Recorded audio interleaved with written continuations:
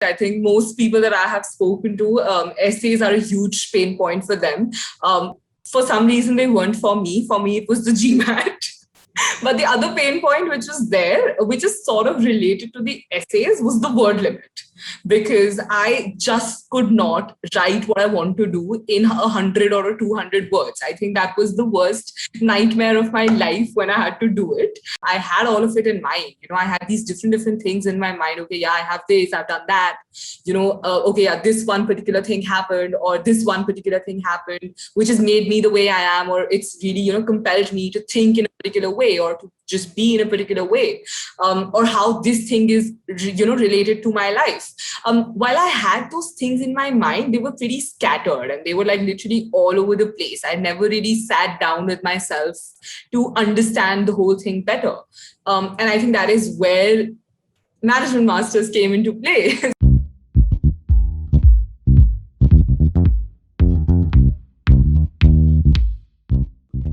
Hi everyone, this is Piyush Ranjan. I'm the founder and chief consultant of Management Masters. We are a boutique admissions consulting firm for the top MBA and MIM programs around the world. Today we have a very special guest with us. Her name is Kashish Minocha and she worked with us for her MBA applications, and she got an admit from one of the top 10 MBA programs around the world, that is HEC Paris. Apart from that, she also received an admit from USC Marshall. But enough of that from my end. Let's have Kashish on the call with us. Welcome, Kashish, to this call. Thank you for agreeing for our interview. It's great to have you here. Could you just tell us a bit about yourself and what exactly are you doing? Hi, Piyush. It's great to be back. In fact, always wondered what it would feel like on the other side of the table, and now I know. Feels great, and I'm really excited to be here. So, as Piyush has already mentioned, I am Kashish. I am currently working with KPMG. I graduated with a degree in commerce, and for the last 4 years, which is right out of college up till now, I've been working with KPMG as a consultant in a specific niche consulting practice known as forensic investigations. Been so great so far, and just looking forward to what lies ahead. Thank you so much. That's great to hear. There are a few things that I would really want to, understand and really understand from your perspective how your preparation journey for the MBA programs works, right? As you mentioned, you came from DU and you were working in a very niche consulting practice, right? So could you tell us a bit about how did your career look like before you decided to apply for an MBA? Right, absolutely. So I think career is something which just happened, but MBA is something that I always wanted to do. For some reason, I just always knew that I wanted to do an MBA because I was doing a commerce degree. I wasn't really pursuing anything else. And maybe because of the people that I interacted with or that I looked up to, I was very clear in my head that I always definitely want to do an MBA. Just how I want to do it, when I want to do it, from where I want to do it, and what do I would want to do after my MBA. That has changed quite a bit. I'm sure that will keep changing. But for some reason, I just knew that I wanted to do an MBA. So when I chose this career, I didn't really think of how it would look like, for an MBA, be the best thing that I can do. And in hindsight, I'm sort of glad that I didn't think like that, because I feel like my career really helped me set myself apart. My experiences and what I actually gauged or learned from my experience in this particular profile is something that really helped me set myself apart. So I'm glad I did not go for, searching the right thing that would, look the best on my resume or for my profile, and chose something that I felt like I would really enjoy. And that is pretty much why I chose forensic. It happened by chance. I just got to know that KPMG is coming with one new profile. They were already coming with some profiles. They just added another profile that honestly I hadn't even heard of. Like, I didn't know what it was. But I think the constant urging. Sorry to interrupt, but could you tell us a bit about what exactly forensic consulting is? Because it sounds like very sci-fi and very CID-like. is it something like that? Yeah, so definitely. So it is not the forensic science. We don't match DNA all. That is something else. This is more related to, forensic investigation is more related to handling matters of financial crimes. So we help clients from different sectors, could be government, could be private, could be not for profit. We help them investigate matters relating to financial crime, such as frauds or bribery, corruption, anti-money laundering, so on and so forth. And in quite a few instances, we also help clients either assess or strengthen or establish controls to manage risks of financial crime. So it's more like 80% investigation, 20% of other thing, but mostly it's investigation. Right. Thank you so much for that. That really clears it up. But then, given that it's such a niche background or such a niche field, right? Did you ever feel like, that this might not be suitable for an MBA? Because one of the things that goes around when it comes to, MBA applications, and you reach out to so many people, and then you try to read about what's the proper profile for an MBA application or as an MBA applicant. You usually hear, it's best to come from a certain sort of background and things like that. So did it sort of hinder you or hinder your applications in any way that you came from a very niche field? Yeah, not that I came from a very niche field, but maybe, it probably was not aligning with what I was looking for from an MBA and what I wanted to do after an MBA. So this question was really something that pondered in my head for a very, very long time. And I don't blame it on anyone, but just blame it on the misinformation or the misconceptions that, we have or that we might have or that we might hear from people around us.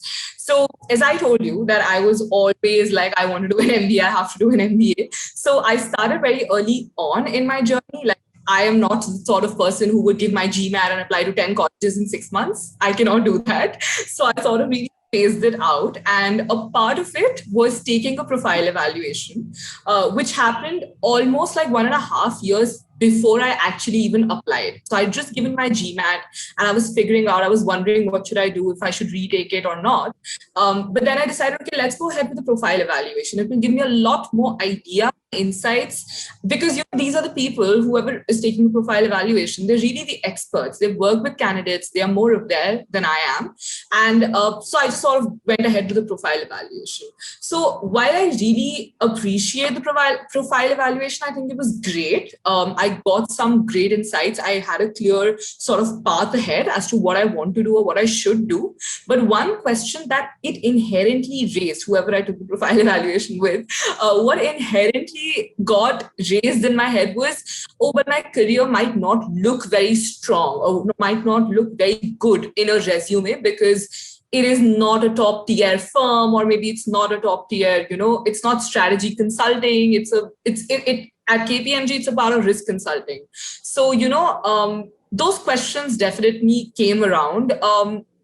And that really, I started thinking, okay, should I do something else? Should I should I take some time off? Should I start something else? Should I do something else? But then eventually I realized that I started this work. I chose this career for a reason. It resonated with who I am. And I really, really have enjoyed my work. I've gotten some great opportunities at work to learn and excel and really, it's really helped me develop. And in a way, we are doing a lot of consulting, even if it's not termed as a strategy consulting, right? There is a lot of analytical problem solving, leadership, managerial work that goes in every day that I have to do. So, and I have a very strong reason of how I can link it with what I want to do after my MBA or who I am as a person. Once I sort of had that realization, took some time. I had a few conversations with other people with different opinions. But once I got that realization, I think I was more sure of, what I have done and what I want to do. So, yeah, you hear a lot of things, but I think at the end of the day, you have to ask yourself as to, you can ask questions, but I think you will, at the end of the day, have to answer them yourselves. Like really, truly ask yourself and then see what do you feel is right and just go ahead with it. That's been my experience. It makes a lot of sense, right? It always comes down to, do you really realize what you actually want to do, and do you have an answer to that? If you don't have an answer to that, you can talk to 500 people and still not get an answer. So that makes a lot of sense, right?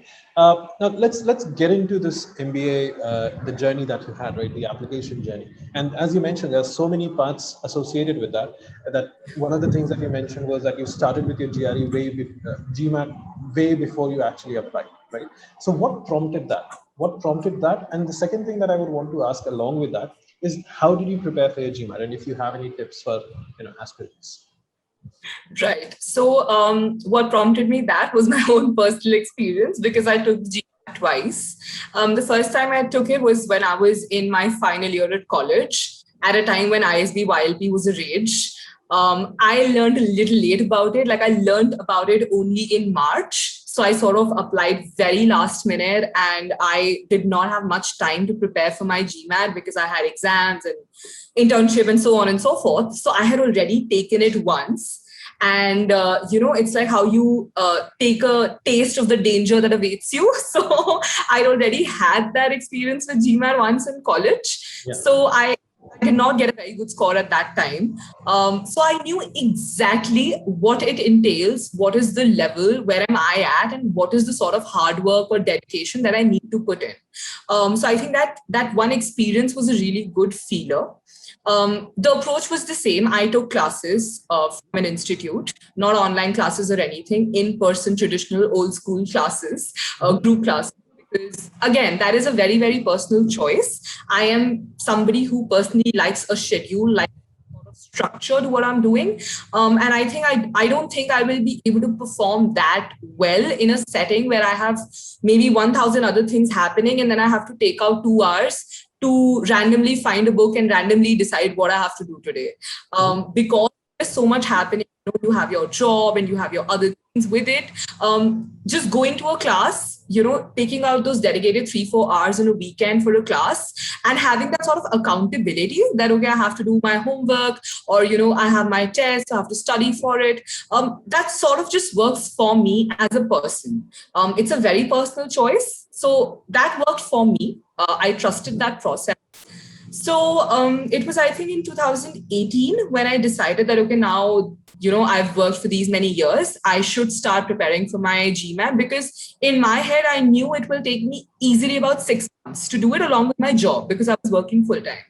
So I started around July 2018. I started with my classes every weekends. I used to have my classes, which went on for a while.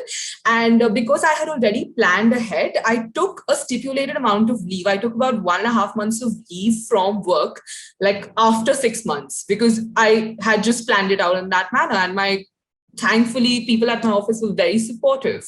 So I got that leave right before, when I had to amp up my preparation, when I had to really take it like to the next level, when I had to take all my mocks. So I got that 1.5 month entirely off right before I took my exam. And then like about 6 months later, January 2019, I took my exam. And that was not the score that I was aspiring or that I would have ideally wanted, but it was somewhere in that range. Like, it was in the early 700s. And I contemplated quite a lot if I want to give it again or not. But I knew the momentum and the headspace that I was in when I prepared for that exam. Like, I think that was my absolute highest level at which I was operating. Maybe it was not my best day, but to leave everything and go back to it was something that I wasn't able to do at that point of time. So I just decided to go ahead with it and leave it for another day, see if I want to give it again. And eventually I did not. But I just sort of went with it. So yeah, I think you have to be very sure, like, you have to plan it out. And again, it's a personal process. Right? If you were a hustler, if you were someone who can wake up at 5 a.m. in the morning, take out those 2 hours and before your work starts, and then work and focus on your work, great. Unfortunately or fortunately, I don't know, during those 6 months, my work hours were such that I was working literally 13-14 hours every day, including weekends. So it was very difficult for me to sort of not be exhausted and still take out the time to study. So I'm really glad I went for those classes and just got that sort of external guidance. So yeah, it's a personal process. Try it out for yourself. Don't rush into it. Because you might not get another chance at it. Just try out a few things. There are great online resources as well that I tried later on. So, just go and try it out before you sort of bet on something is my advice. And the other advice would be that just like one more thing that would be is that do not compare it with any other exam that you would have given in your life. It is nothing like it. Do not compare it with some entrance exam you would have given in your undergrad, or with the CAT, or with even do not even compare the GMAT and the GRE. Those two exams are very different individually. They are very different from any other exam you've given. Just look at it independently and take it like you will have to unlearn a lot of things to learn what you have to do in the GMAT and actually excel at it. So be open. Don't be like, oh no, but school I did this, So yeah, absolutely makes sense. But once you have that GMAT score, and you said your score was in the early 700s. How did you go about deciding your B schools? Which schools did you want to apply to? So did GMAT score have a huge influence on that? And what would you suggest candidates to, when it comes to choosing these schools, how should they go about it? Well, yes, the GMAT definitely has some bearing, which schools I eventually applied to. Now, one thing to keep in mind is that nobody's going to stop you from applying to any B school with any GMAT score.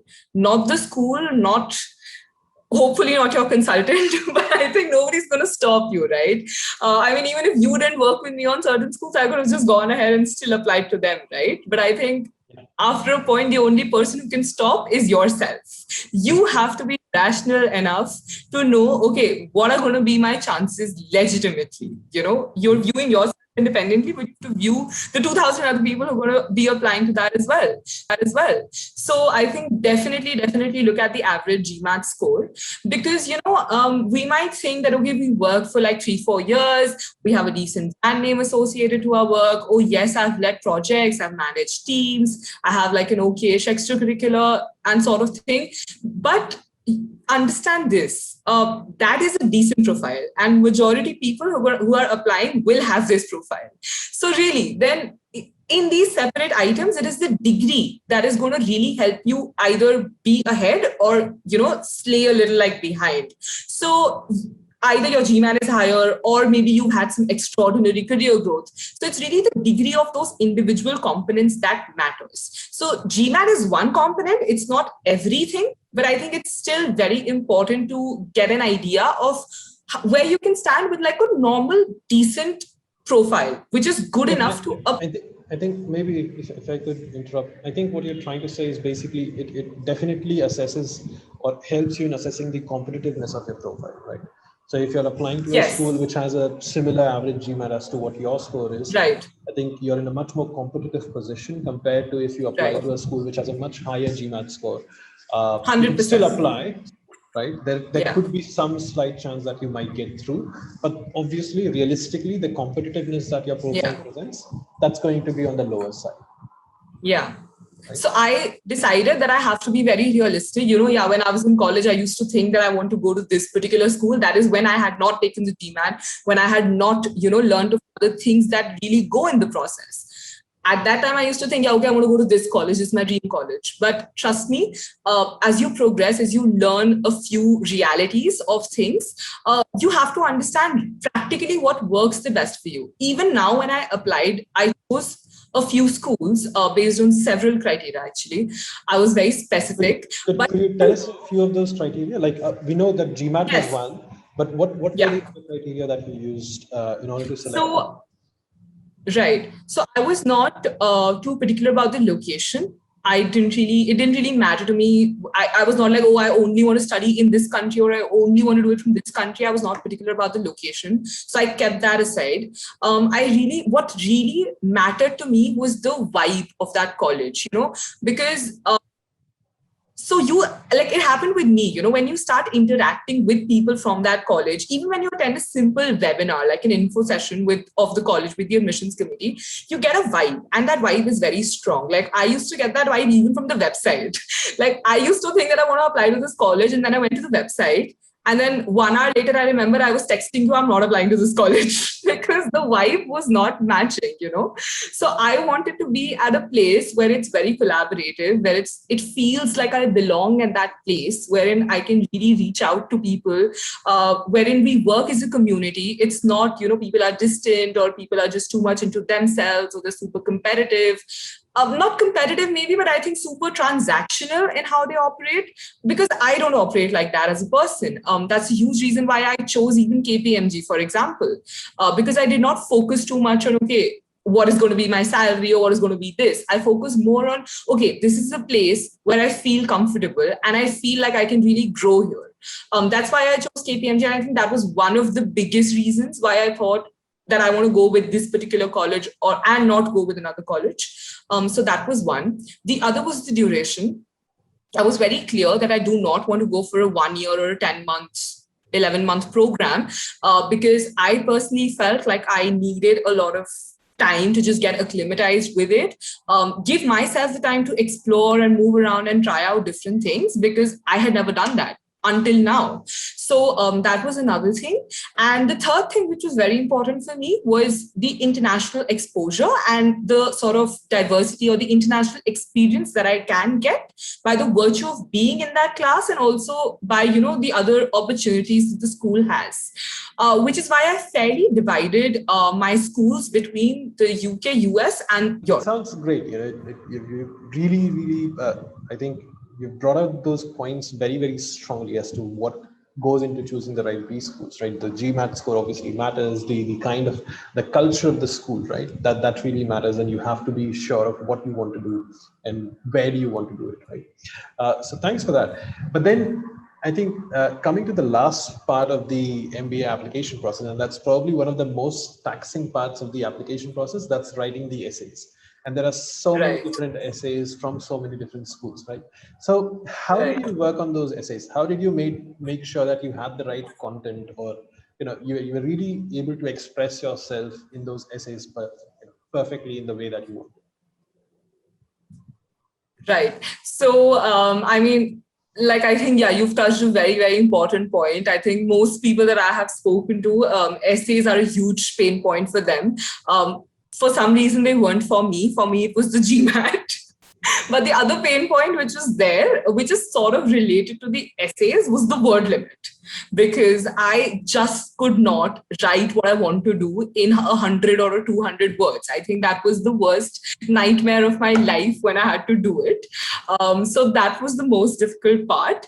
But before I go to the word limit, how I actually arrived at them was in a huge way thanks to you, because I realized that before I started working with you, I had all of it in mind. I had these different things in my mind. Okay, yeah, I have this, I've done that. Okay, yeah, this one particular thing happened, or this one particular thing happened, which has made me the way I am, or it's really compelled me to think in a particular way, or to just be in a particular way, or how this thing is related to my life. While I had those things in my mind, they were pretty scattered and they were literally all over the place. I never really sat down with myself to understand the whole thing better. And I think that is where management masters came into play. So I think that is what I love the most. So for me, the essays actually became very easy because of about, I think, 2 months of work that we've put into building that sort of, story, or building that sort of pool of stories that I could choose from. By the time I came down to the essays, I think the first time I started writing was in August something, or maybe a little before that. But by the time I came down to that, I immediately knew what I have to write. I knew, okay, this is the essay question. This is the incident or this is the instance that I want to talk about, whether it's professional or personal. So that really did not prove to be a challenge because of, the amount of conversations and the amount of introspection that I had done. And to anybody who's watching this, I think, so as much as you focus on your GMAT, or as much as you worry about your essays and talking to people and all of it, I think the first thing that you need to do is introspect, get to know yourself better. Just maybe not with a consultant, talk to a friend, just sit down with a friend, give yourself that dedicated amount of time and talk through, it to yourself. Okay, I did this and I did this, but why did I really do this? And what is it that really came out of it? How did it really matter to me as a person? Because the more you do that, the more it is going to reflect in what you write. So invest that time, don't just don't ignore it. So because I've done that, I mean, it really helped me. And I think I could write the essays very easily, not because I had the instances, also because I really enjoyed the process. I loved writing the essays, barring the limit. I mean, whether it was 200 words or 500 words, I could never put it. If it was 500, I'd write 800. If it was 200, I'd write 500. So I could never stick in the word limit. And I think you know better. I remember those days. Yeah, they were quite interesting. But you mentioned something very interesting, that you're writing about both personal instances and professional instances, right? And this is somewhere I want to bring up something, right? So when you applied, you only had 3 years of experience, and you're not really leading teams, or there were not really people reporting to you. Right. Yeah. And this is the situation with a lot of candidates, because they would have been in their career for like 3-4 years or 5 years, but they might not have had a chance to actually be a manager or to manage people or have people reporting to them. Right. So, and a big part of MBA applications is always about showing your leadership qualities and showing your leadership skills. Right. So how did you go about showing your leadership skills when you didn't really have any managerial experience? Could you shed some light on that, and how could aspirants actually think about portraying their leadership qualities in the MBA applications? I think that's a very important question. Definitely something that I also had in mind. And I think because I had it in mind, I was very conscious of it the entire time, like right when I started working. So there are several ways through which you can show that leadership experience. And this is entirely contextual. It entirely depends on where you are at in your life or where you're working. But I will give you some insight into what I'm actually trying to say. Now, when I knew at the back of my head that, okay, 5 years down the line or maybe 4 years down the line, I want to do my MBA, I had it in my mind right when I started working, So I accordingly worked and acted in that particular manner. I accordingly behaved not like a fresh college graduate, but somebody who's actually here to learn and grow and to, outshine, or just serious about what I'm doing. So that happened for about I think 6 months, 10 months, 1 year, and you automatically carve a space for yourself wherever you're working. If you're doing good, you will be recognized, you will be visible. And what that led into was that in my second year of working at KPMG, I started getting not entire projects, but small aspects in a project, okay, this is a huge project, but why don't you look after this one particular aspect on the project? And that is entirely managerial. I have to tell you that here, nobody is going to ask you for a certificate that you're a manager by designation, or that you were appointed as a manager on some particular thing. The fact that you are managing even a small aspect, it could be anything. It could be the analytical part. It could be maybe the budget on the project. But if you're managing a particular thing on the project and you have maybe 2, 3, 5 people working under you, not under you in the sense that they're working along with you, you are sort of taking care of what they're doing, you're strategizing how things have to happen, that is a managerial experience. That is a legitimate experience. So, when you start doing that, it starts small. And eventually I did that on different engagements. And to the extent that it went on, that I finally, got an opportunity to lead an engagement, independently. So I think it starts from those small experiences. And as you carve your space slowly, gradually, you do get opportunities. So if you're early in your career, I think just be mindful of that thing. Always be aware that, yeah, this is my end goal. This is what I want to do. And I think you will accordingly be motivated to act in that manner. But if you're in an organization where maybe things don't work like that, maybe it's a little more hierarchical, or maybe, your job is maybe not like that. Your job is like an individual contributor. That is also absolutely okay, because the managerial experiences that you can cite in your applications do not have to be professional. They can entirely be personal or non-professional. I was in my office and maybe dancing is a passion of mine, right? So maybe I started a small club in my organization for dance, wherein after work, we have maybe 1 hour of just dance sessions, just so that everybody can just chill out or just relax. Now, that is an initiative that you took. you are managing it. Maybe you're doing it twice a week and maybe you did it for 6 months. That's great. That is also a managerial experience.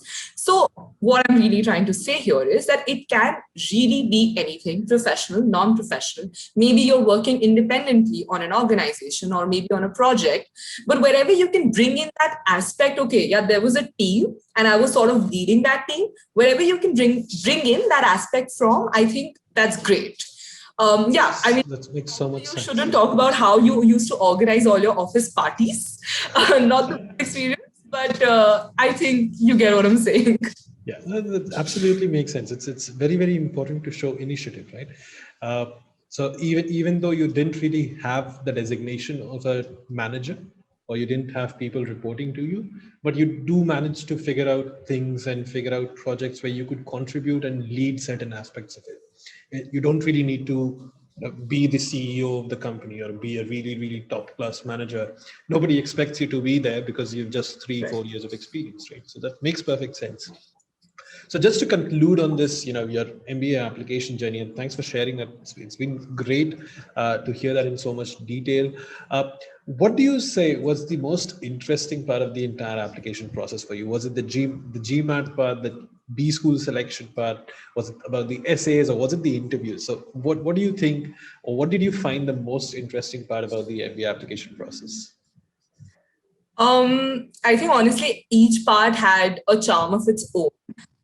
But like there were different things what I liked about each part, but I think the best part or the part that I really, really would want to go back to would be two things. One is the entire process of introspection and just understanding yourself better, your experiences and your own story better, and really seeing it culminate that, okay, this is where I'm coming from, this is where I currently am at, and this is where I want to be. Sort of seeing it culminate and how an MBA ties it up is something that gave me a lot of relief, a lot of satisfaction.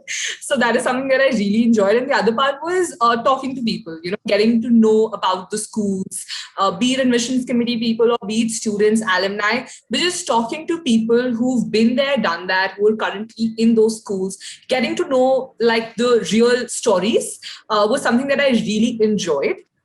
Yeah, I had to go out like a lot of times, talk like different people, but people are sweet, they respond. And I think I really enjoyed just getting those insights from people. Makes so much sense. So just one more question before we move on to the next aspect of our interview, and that's you ended up with two different admits, right? So you had an admit from a top 10 Right. school, HEC Paris, and you had an admit from USC Marshall as well. Uh, how did you choose among these schools? I know there could be one very basic aspect about the ranking, Yeah. obviously, but was there anything else that went into deciding about these two? Yes, definitely. In fact, ranking was something, and like this is very contrary to what people think. People might think that, okay, obviously HEC is in the top 10. Why would somebody go for another school if they have an admit from another school? But I applied to Marshall for a very specific reason. In fact, the school that I really, really wanted to get into, which was like my dream school, was somewhere in the top 20s, I think. Yeah. But I did not get an admit. That's another story. But I think what really helped me decide on why I really chose HEC over Marshall were a few things in terms of a cost, like this is a program which is getting done in 16 months and that is a program which is going on for 2 years. So when I'm getting like an option, I, did think that I can go for a lesser expensive option. It's closer to home and it's in Europe. I like Europe as a destination more than I like US. I think that's particularly has to do with the culture that's there in Europe and the culture that's there in US. So that was like another thing. And I think another thing that was very personal for me was what is going to be my post MBA goal, both short term and long term in terms of career and in terms of also where is it that I want to eventually be? Do I want to be back in India? Do I want to settle in some other part of the world? That is something that was very personal to me. So I really focused on my short term MBA goal and on my long term MBA goal. And, sort of thought about how is a Marshall going to help me more in achieving that? Or is an MBA from an HEC going to help me more? So I think I thought about those factors, and I think HEC took it at the end of the day. Yeah, and I think because I applied very early on to HEC, I got to know very early on. I think I had really started preparing for it. I'd spoken to multiple people, and by that time I was like, if I've invested so much, I think let's just go ahead. Makes so much sense. What makes you what makes you the most excited about HEC Paris before you go there? Europe. And being in Europe, I think. Sure, in my interview, I said MBA tournament and the off leadership camp, the seminar and all that HEC has. Of course, those things are there. Just the fact that, there is this dream that you always saw and now it's finally happening. So as overwhelming as it is also equally exciting. I still am digesting that it's actually happening. But I think the fact that I will be in Europe, that I can really travel, in the countries nearby and just take some time and be with people from 60 different countries in the same class without even actually having to travel. I think that is something that I'm really excited about. I haven't really traveled too much alone. So I think being in Paris, being in Europe is going to be like the cherry on top of it, I guess. Makes a lot of sense. All right, so I think we are done with most of our questions here, and I would really appreciate how did you find, if you could give us some feedback on how did you find working with management masters? What were the good aspects of that? What are things maybe that we could improve further, right? And we would really like to know that, if you could tell us a bit. Right. So as much as you know me, I think I'd like to throw caveat here that because I knew that I wanted to do an MBA very early, I think I get a little crazy when I research about stuff. I was searching about consultants for about 3 years, I think. So I searched for various consultants. I spoke to various people and I evaluated them on various aspects, from cost to success rate to how they are and all of it, right? I did not take my profile evaluation with you. My profile evaluation, I took it with some other consultant, but eventually I did not work with them. So what really it came down to for me was, again, vibe, the same way that I talked about, choosing the school, which really came to the vibe, to the sort of feeling and the comfort that I got. I think that is entirely what it came down to. In spite of the success rates, in spite of, all of the coveted reviews that I had read about several other consultants, I think what it really came down to is having that personal aspect, because you were someone that I knew I can reach out to when I'm stuck, when I have a problem, when I just feeling a little confused or feeling a little blue about everything that's happening. You were not the person who would be like, okay, this much is the amount, and okay, we're only going to have 4 calls in 4 months, and I'm only going to edit your resume twice, and your essays maybe thrice. So it wasn't transactional in its nature. It was very personalized, because there was this person who was really sitting down with you every week, spending 2.5 hours in understanding you, talking to you, understanding your story, questioning you about it, and really helping you develop your story better. So yeah, I think that is what really, really stood out to me. That is the reason why I went ahead and why I decided that I want to go ahead and work with you. And I am really glad I did it. So because it was really actually really good, and I recommend to you to everyone that I can, but because I've had a good experience. And yeah, as there's always scope for improvement. I don't deny it. Yes. I'm not saying in terms of process or anything, that I honestly don't think in terms of process there could have been something better. But maybe I think, maybe in terms of okay, maybe I think you should have pushed me a little, okay, don't apply to these schools, maybe apply to this school. You wanted me to let me do a little bit of that. You wanted me to sort of take that risk. while you were advising me to apply to some other schools. But I think just if you would have given me a little bit of that push that, okay, listen, Kashish, this is going a little too out of your zone for round one, I think I would have, I realized that later, I realized that later that, okay, yeah, maybe I sort of should have listened to Piyush and maybe applied in the early decision, or maybe applied to this school rather than that school. But I mean, eventually it worked out, but I cannot deny that I did not have those questions in my mind. So I think that is the only thing that I would suggest you to do. Just push your candidates a little more into being a little more realistic. I think that would probably be it. It makes a lot of sense. Thank you so much. That's very, very kind of you. Now we move on to the last section of our interview, and that's going to be the rapid fire. As I say to everyone, no extra marks for guessing what exactly this round is going to be. We'll ask you a few questions, 5 or 6, and then basically we expect like very short one-liner or a few words answer, right? So let's start with this. Super excited about this. So yeah, first question. And the good part is that you're not Karan Johar, so I can't even say that I've grown up watching this. I can't really say that to you. All right, cool. So the first question, and yeah, there are no coffee hampers. So yeah, that's the disappointment here. But the first question, here it comes. What is the biggest myth about MBA applications that you have realized through this process? The biggest myth that you need to have social or NGO experience in order to make your profile stronger or make it stand out. All right. What is the biggest apprehension that you have before you start your MBA at HEC Paris? Before I start my MBA at HEC Paris, the apprehension is just constantly questioning if I'm worth it, because now we started meeting people because we've just all gotten admitted and we're meeting people and everything. So yeah, 1, is it worth it? And 2, will I get a job? All right.